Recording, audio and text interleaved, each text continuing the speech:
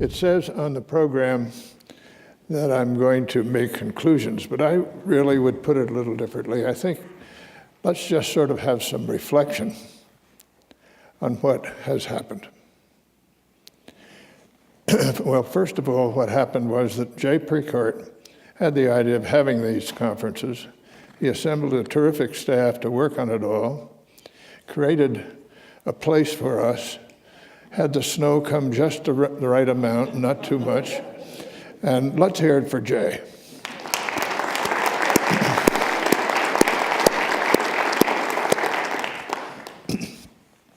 Now, I thought there were two sort of themes that ran through the discussion, and they were pretty persistent.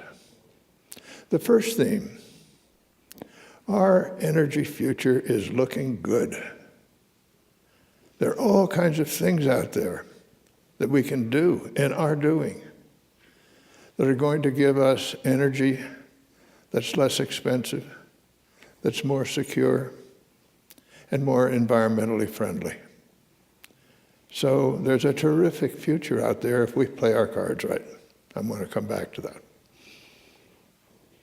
The other theme that ran through, and this latest panel was kind of an example, was a sense of optimism. It's there, we can do it. Everything we know and we can see, and there's some more research to be done, but it's being done. I thought it was terrific.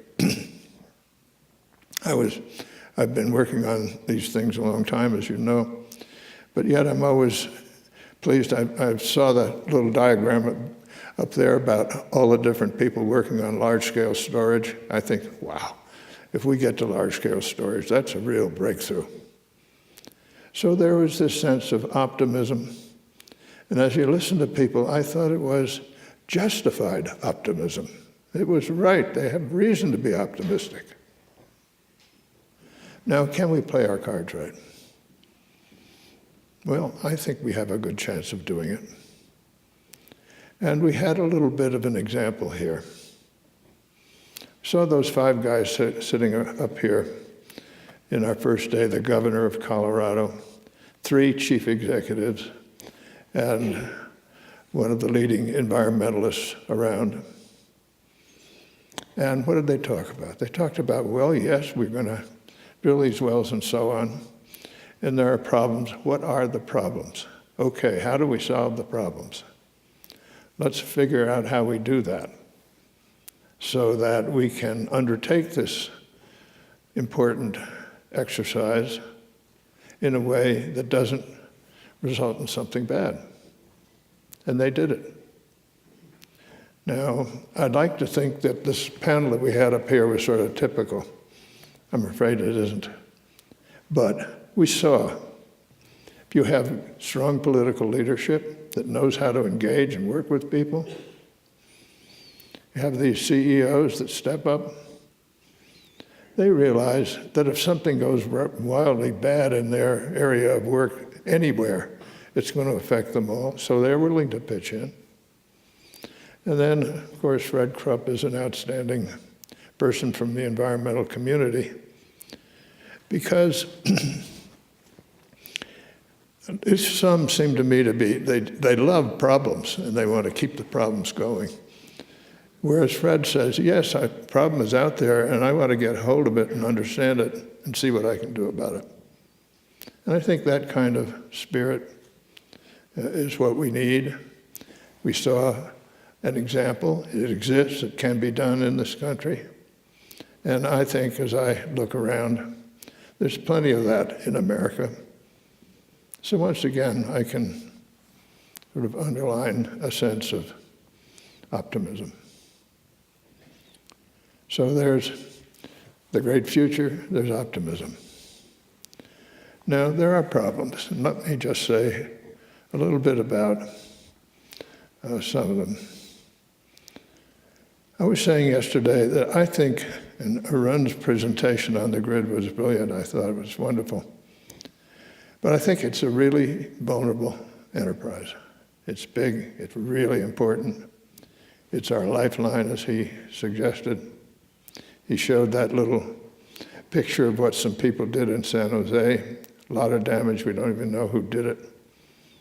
So anytime you have something that's large and complex and integrated, you have something that's vulnerable. And it's vulnerable to cyber attack. It's vulnerable to natural causes. So once again, let me reiterate what I said the other day. I think it's essential. We don't abandon the grid or anything. That grid is very important for us, but we've got to learn how to create more energy where we use it, so we lessen our vulnerability. That doesn't mean all the energy, it means enough to keep going. And again, I think there are ways of envisioning that, but we need to have a goal and do it.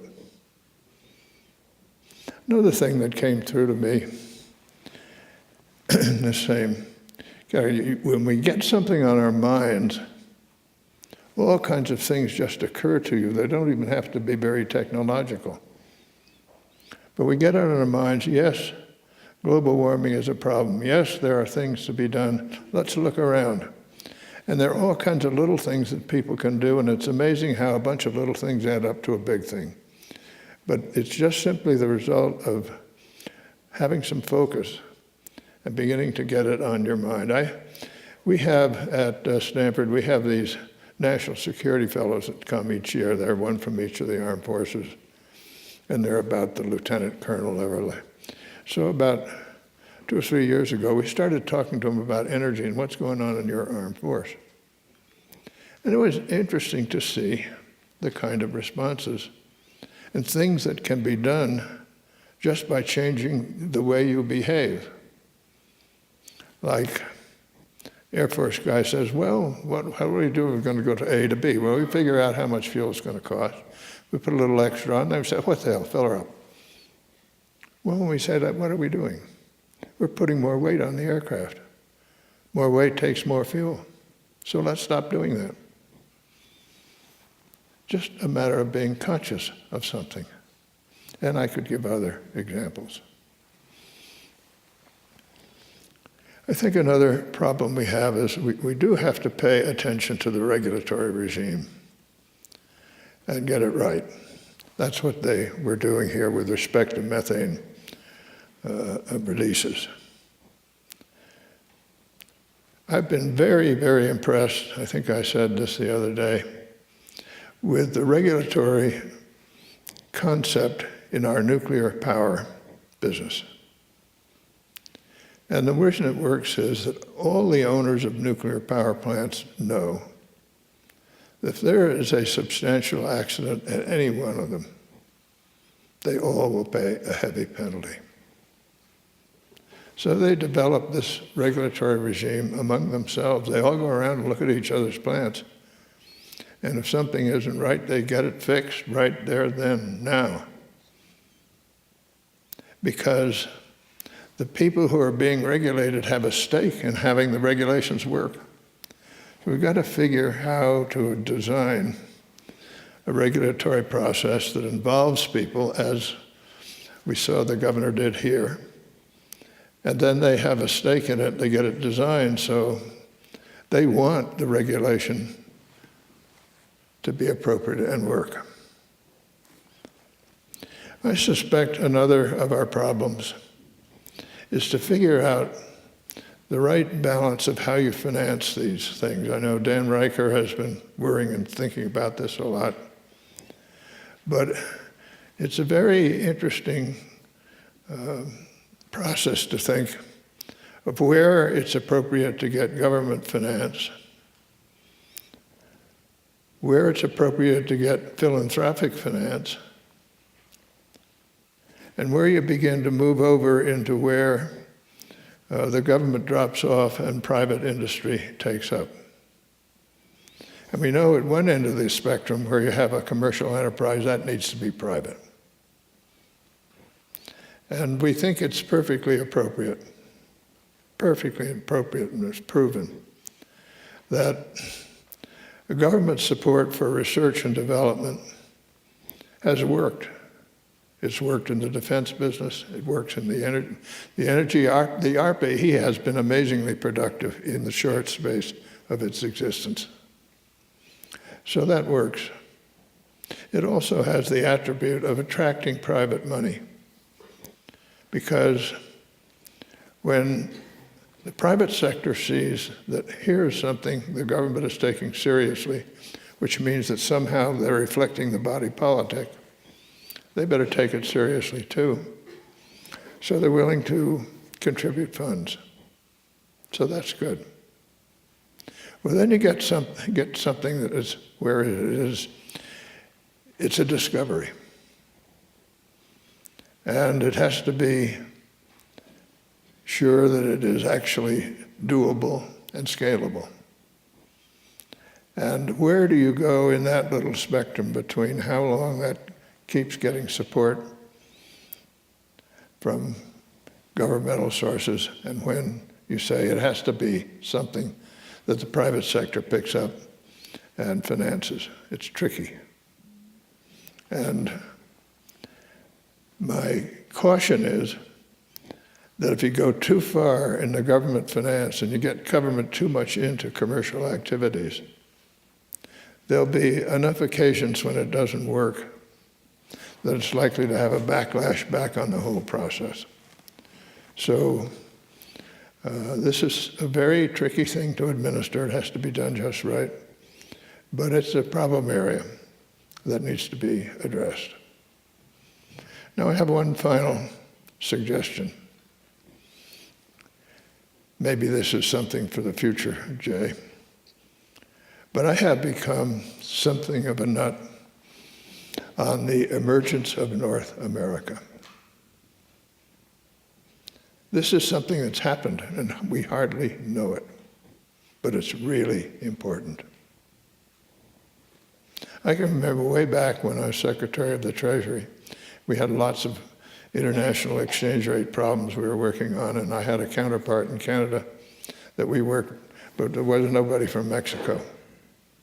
Mexico considered itself part of South America. It wasn't even in North America. Then I remember in the Reagan period, we thought foreign policy starts in your neighborhood. And my first trip out of the country was to Canada, much to the surprise of the press. I said, "What the hell are you doing to Canada?" I said, "You know who our biggest trading partner is?" They said, "Well, Japan." So on. You're not even close.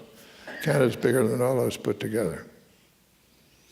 And gradually we started working with President de la Madrid in Mexico. President de la Madrid changed Mexico. He told me once, every time a company goes bankrupt in Mexico, the state takes it over. So you'd be surprised what we own: beauty parlors, everything. So we got to get out of that line of work. And he took Mexico into the GATT and set it up so that when President Salinas came and Pedro Aspe, and then came NAFTA, and all of a sudden, Mexico is part of North America. And by now, we are each other's biggest trading partners. And an interesting number, 40% of the US imports from Mexico are US content. In other words, it's an integrated process. Now, we're interested in energy here, but what's happening? Canada obviously is a big producer of energy, and we are becoming, but Mexico is in the process of some very important reforms. And it's interesting that the new president, he won his electoral victory, and he didn't say, "I won, so now let's do what I want to do." He said, "Well, okay, we've had an outcome to this election. Now I'm going to reach out to the other political parties." And he made a pact. So here are 3 big things we need to do. So in other words, he tried to run it in such a way that he got broad support, and he seems to be holding. So I have the expectation that these energy reforms are going to stick. And when they do, Mexico is going to be something of a boomtown. And Mexico's energy production is going to go up a lot. What that means is, if you think about North America, we were going to be in great shape all around.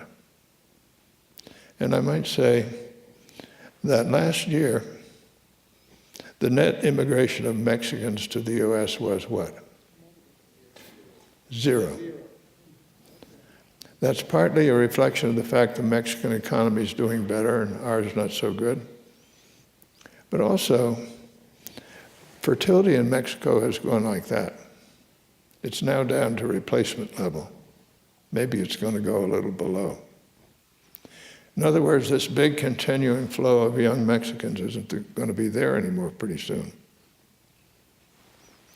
So we're worrying about the wrong border. The border we should be worrying about is Mexican's southern border. Call it the southern border of North America. So we help Mexico avoid becoming a transit country with all of the human degradation and corruption that goes with that. Anyway, I think North America as an energy entity is a very interesting thing to look at. And it's happening. And what we want to do is stay out of the way and let it happen and encourage it. Because I think it's part of this great energy future that we have in this country, and that is the cause for so much optimism. So that's my thought. We got a great future, let's be optimistic and do it.